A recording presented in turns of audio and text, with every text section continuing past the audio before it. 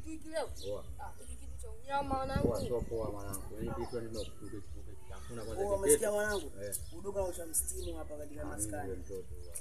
Yaani muona hiyo kitu mapepe bwana. Mapepe bwana. Au vipi mwanangu Yaso? Dogo mapepe. Dogo mapepe. Kuna juzi nimepita pale kati pale. Nimekuta na kidemu kikali. Si ndio mimi nakwambia huyu mapepe. Ndio nataka nimfuke ule kidemu chake ule. Lakini nikajua tu mwanangu sana. Huyu mapepe bwana. Tuna respect tu macha yako hapo. Nyingine hapo unajichenga babu.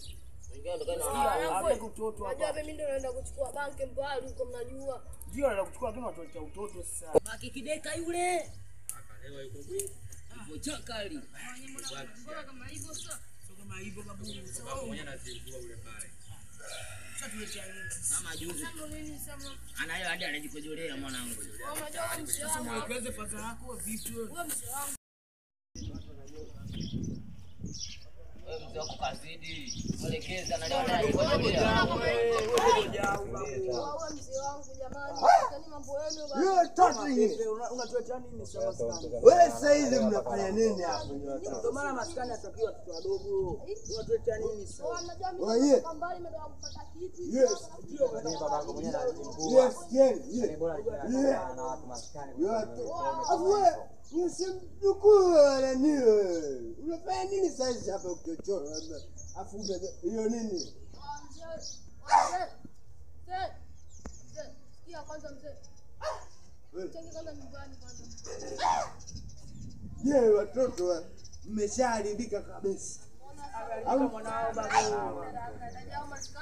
Hivi mmeanza kuharibika kwa bado wadogo. Wewe shule siku hizi mwe.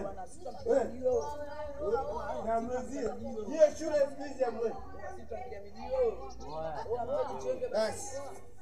Basi yeye mmeharibika mkiwa bado. Bado utalie shati ile. Yaani basuliani. Mzee wangu. Yaani Dogo bobu. Bobu mpokoe. Na kwa baba yenu ni watoto.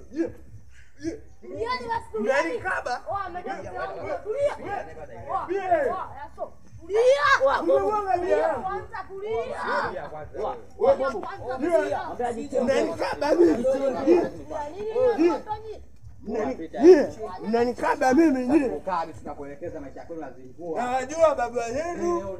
Nawajua bibi zenu. Baba zenu nawajua. Bibi zenu wote. Nawajua. Wewe ule mzee wako namjua ndugu wangu. Tulia basi.